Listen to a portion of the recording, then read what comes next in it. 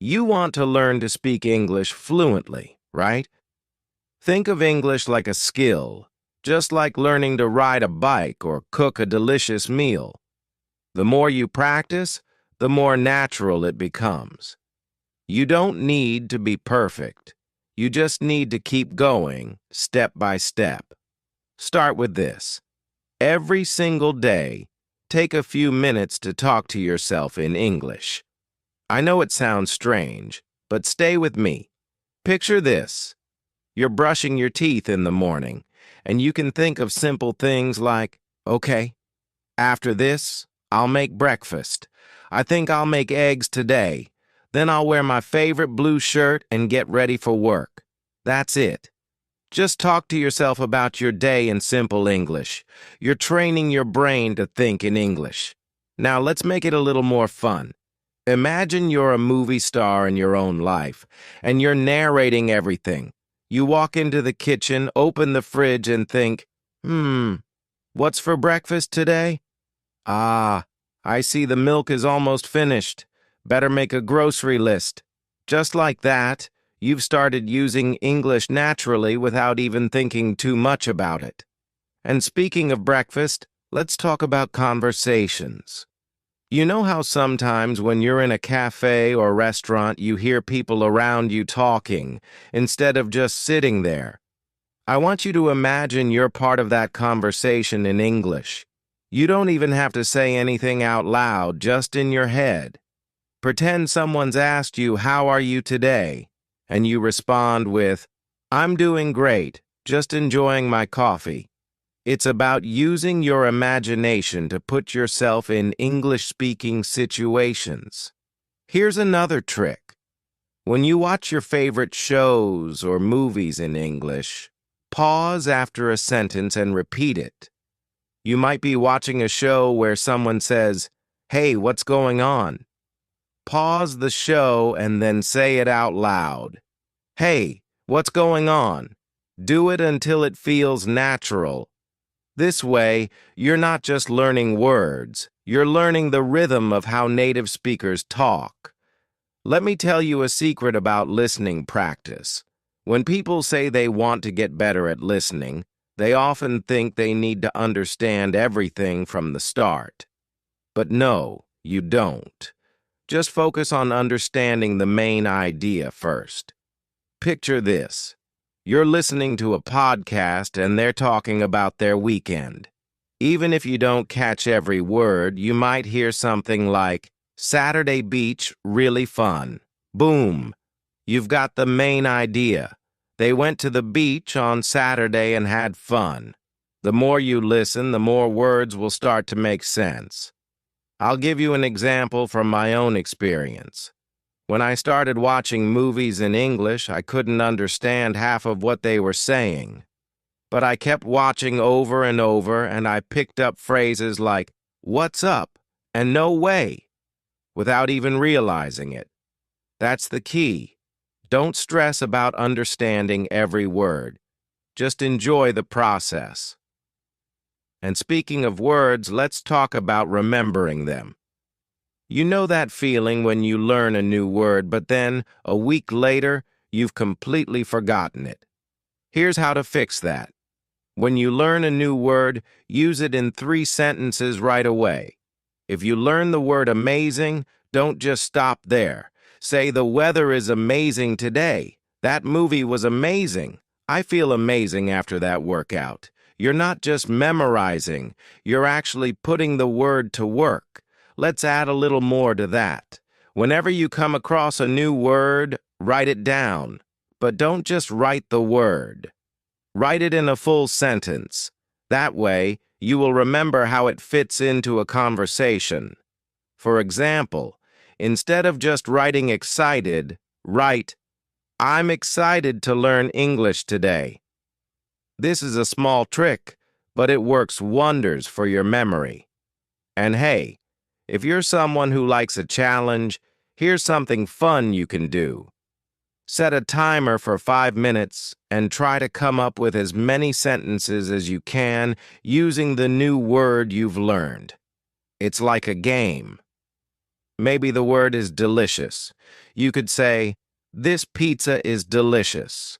I had a delicious breakfast. That dessert looks delicious." The goal is to push your brain to work with the new word right away. Now let's shift gears and talk about reading. You don't need to start with thick novels. Just grab something short and interesting, a blog post, an article, or even a children's book. I know it sounds simple, but children's books are written in a way that's easy to understand and full of everyday vocabulary. Plus, the stories are fun. You're not trying to be an academic.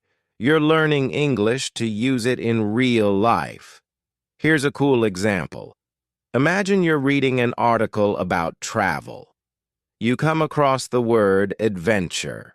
Now, don't just read and move on. Pause and think. How can I use this word? Maybe you'll say, "My trip to the mountains was an adventure," or "Learning English is an adventure."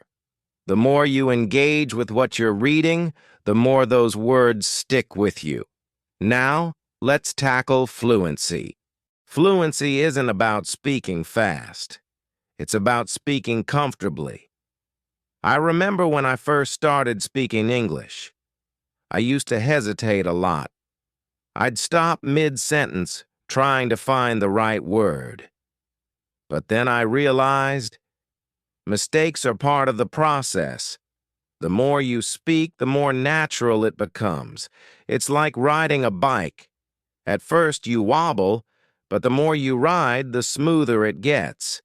So here's a little exercise. Find a short, simple sentence and say it 10 times. Let's use, "I love learning English." Say it out loud, "I love learning English." Again, "I love learning English." Do it until the words just flow out without hesitation. You're training your brain to be more fluent one step at a time. Imagine you're in a foreign country where no one speaks your native language. What would you do? You'd adapt. You'd have to use whatever English you know to get by, whether it's ordering food, asking for directions, or just having simple conversations with people around you. So even though you might not be in an English-speaking country, you can create that environment for yourself. Let's start with something simple. Every time you pick up your phone to send a text or check social media, try to do it in English. This could be as easy as changing your phone's language settings to English. At first, it might seem strange, but think about how much time we spend on our phones each day. If your phone is set to English, that's hours of passive learning.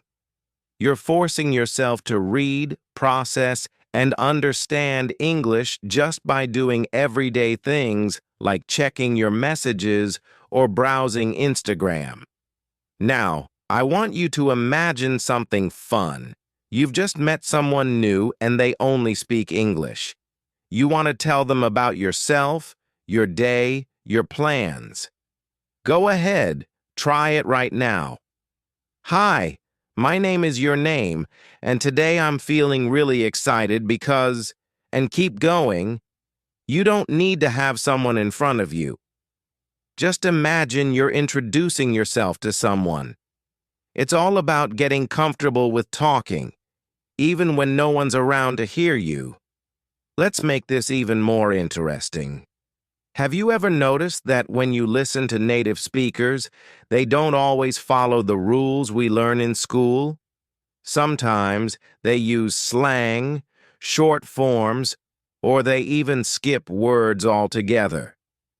For example, instead of saying, "I am going to the store," they might say, "I'm going to go to the store." Or, instead of "I don't know," they say, "to know." These are the little things that make English sound more natural. So how do you start speaking like that? First, it's important to understand that natural English isn't about using big, complicated words. It's about flow. It's about the rhythm of the language. For example, when you say, "What's up?" It sounds casual, right? Now try saying, "What are you doing today?" It sounds a bit more formal, but if you want to sound more relaxed and natural, you could say, "What are you up to?" Or even, "What's she up to?" You see, it's not just about vocabulary. It's about how you use that vocabulary in everyday conversations. Speaking of everyday conversations, let's practice with some real-life examples. Let's say you're meeting a friend for coffee.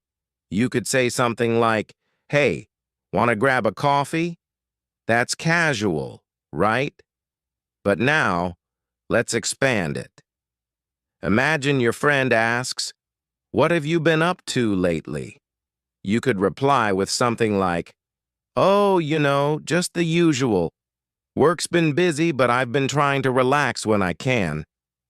Notice how natural that sounds. You're not trying to be fancy. You're just being real. The key to fluency is getting comfortable with this natural flow of conversation.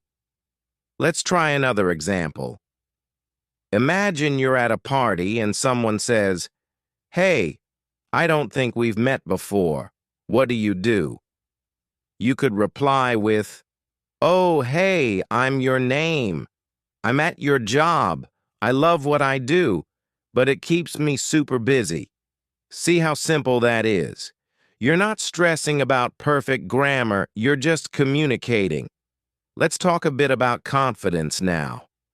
One of the biggest things that hold people back from speaking English fluently is the fear of making mistakes. Let me ask you this. What's the worst thing that could happen if you make a mistake while speaking English? Someone might correct you. That's it. No one's going to laugh at you or judge you. Everyone knows how tough it can be to learn a new language. In fact, most people will respect you more for trying. So, here's what I want you to do. The next time you speak English, expect to make mistakes. Yep, you heard me right. Expect to make mistakes and be okay with it. It's part of the process. In fact, the more mistakes you make, the faster you'll learn. Picture this. You're talking to someone and you accidentally mix up a word or two. Instead of feeling embarrassed, just laugh it off and say, "Oops, I meant to say, that's it." You're human, and humans make mistakes. It's all part of the journey. Now, let's focus on listening. Have you ever tried shadowing? It's a really cool technique where you listen to a sentence and then immediately repeat it out loud. You can do this with movies, podcasts, or even YouTube videos.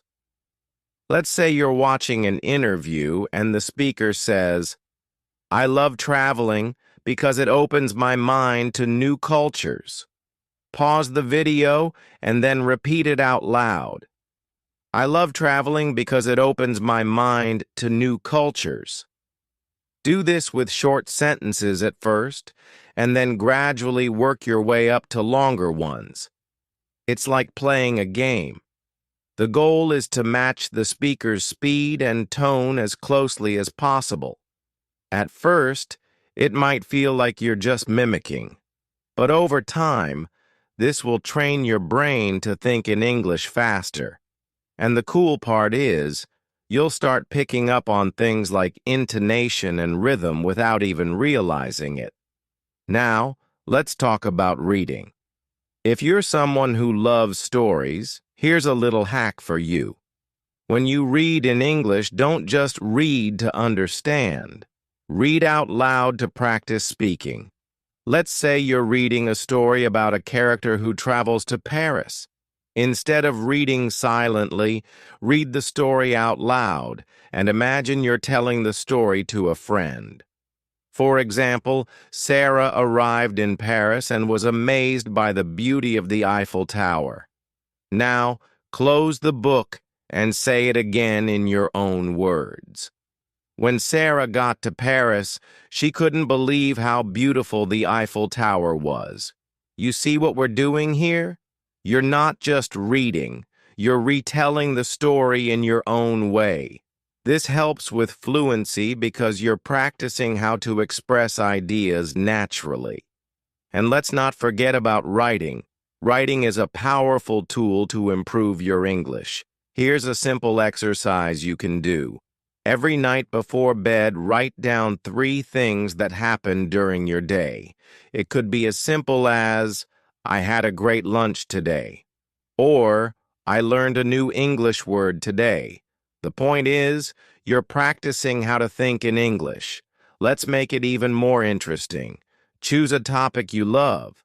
Maybe it's food, travel, or even movies, and write a short paragraph about it every day. For example, if you love movies, you could write something like, Today, I watched an action movie. The storyline was exciting, and I loved the characters. The more you practice writing, the more comfortable you'll become with forming sentences and using new vocabulary. Now, a quick word about vocabulary. When you come across a new word, don't just learn it, live it. Here's what I mean. Let's say you learn the word thrilled.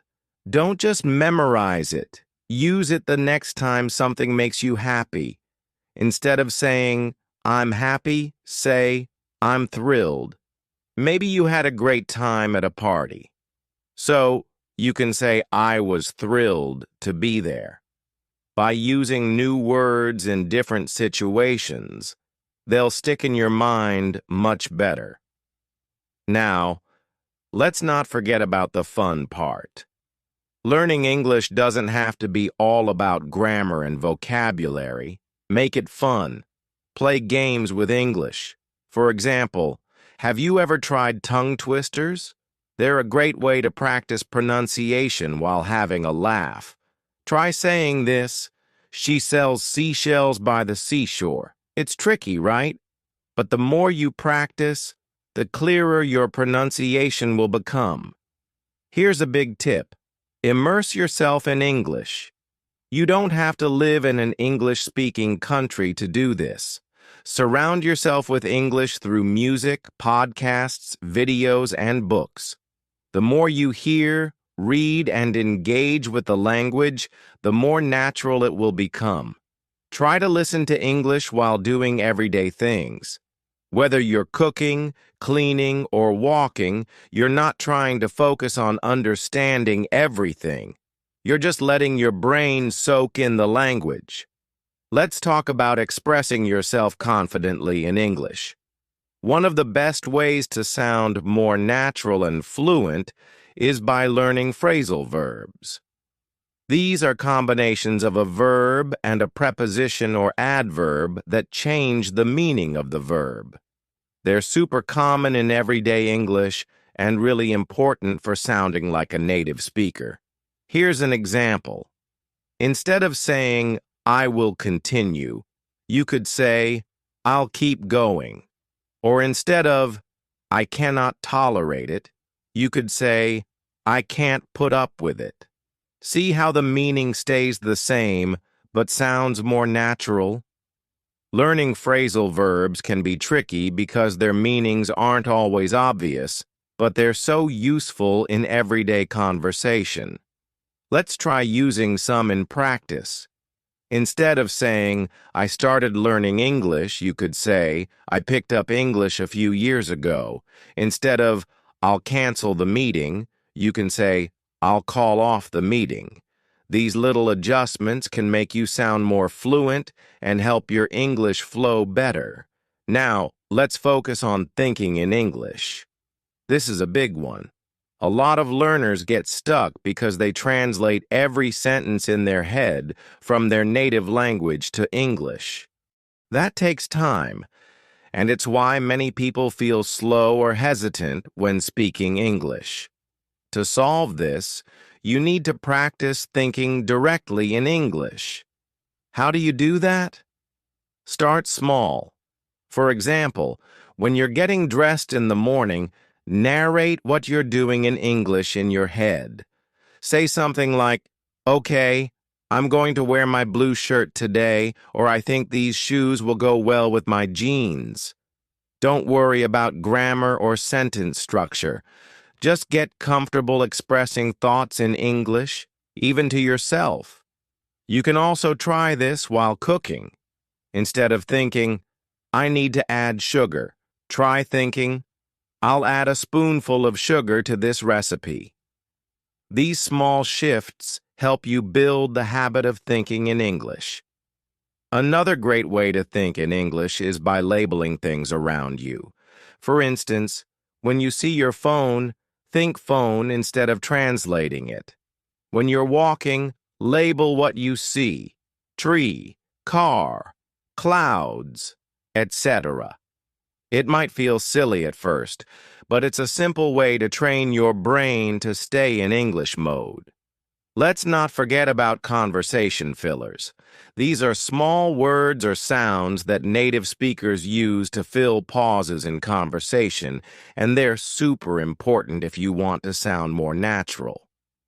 For example, in English, we often say things like, you know, well, and I mean when we're thinking about what to say next.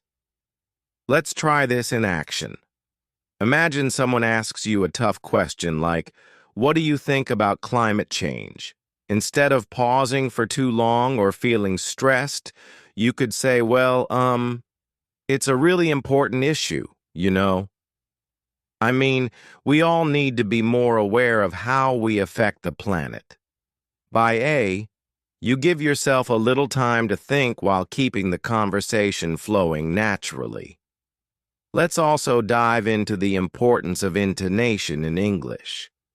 Intonation is the rise and fall of your voice when you speak, and it can completely change the meaning of what you're saying.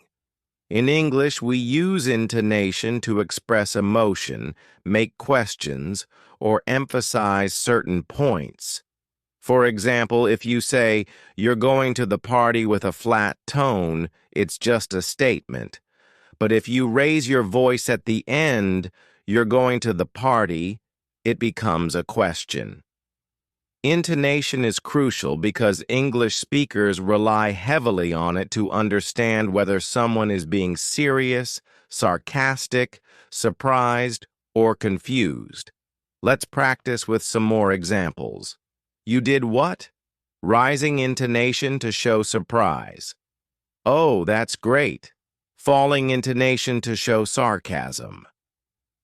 By playing around with intonation, you can start to express a wide range of emotions in English, making your speech more dynamic and engaging. Another powerful idea is role-playing. This is where you imagine different situations and practice how you would respond in English. It's a fantastic way to prepare for real-life conversations without any pressure. For example, imagine you're at a job interview. How would you introduce yourself? You could say something like, "Hi, my name is your name, and I'm really excited to be here today. I've always been passionate about your field, and I'm looking forward to bringing my skills to this company." Or, imagine you're ordering food at a restaurant. You might say, "Hi, could I get a large coffee and a sandwich, please?" "Oh, and can I have that to go?" Practicing these scenarios helps you feel more prepared for when they happen in real life. You can also role-play conversations with friends or family. Pretend you're giving directions, making small talk at a party, or even discussing your weekend plans. The more you practice these everyday situations, the more confident you'll become in speaking English. Let's talk a bit about motivation. Learning a language is a long journey, and sometimes it can feel frustrating when you don't see immediate progress. But here's the secret. Every small step you take brings you closer to fluency, even if it doesn't feel like it in the moment. Think of it like learning to play an instrument. You don't master the guitar in one day. You start by learning simple chords, practicing them over and over until your fingers know what to do without thinking. English is the same. The more you practice, the more your brain will automatically understand how to form sentences, use vocabulary, and pronounce words correctly. One way to stay motivated is to track your progress. Keep a journal where you write down new words you've learned, phrases you practiced, or even sentences you struggled with. Over time, you'll look back and realize how far you've come. A final technique we haven't touched on yet is learning through music. Songs are a fantastic way to learn English because they're fun and they stick in your memory. When you listen to songs in English, try to pay attention to the lyrics. You can even sing along to practice pronunciation. For example, take a simple song like Let It Be by the Beatles. It's slow, the lyrics are clear, and it's full of useful phrases. You can listen to the song, write down the lyrics, and then sing along. Not only will this help you improve your listening skills, but it will also boost your speaking and pronunciation as you mimic the singer's voice. If you enjoy music, pick a few of your favorite English songs and use them as part of your learning routine. Not only will this make learning fun, but it will also help you remember phrases and vocabulary much more easily. So, here we are with a wealth of tips and hacks to continue your English learning journey. You've got so many tools at your disposal, from practicing phrasal verbs, thinking in English, using fillers and intonation, to role-playing and staying motivated. Keep practicing, keep pushing forward, and most importantly, keep having fun with it. Tomorrow, we can explore even more ways to master the language. But for now, take these tips, apply them, and watch your confidence and fluency grow every day. Remember, English isn't just a language to study. It's a language to live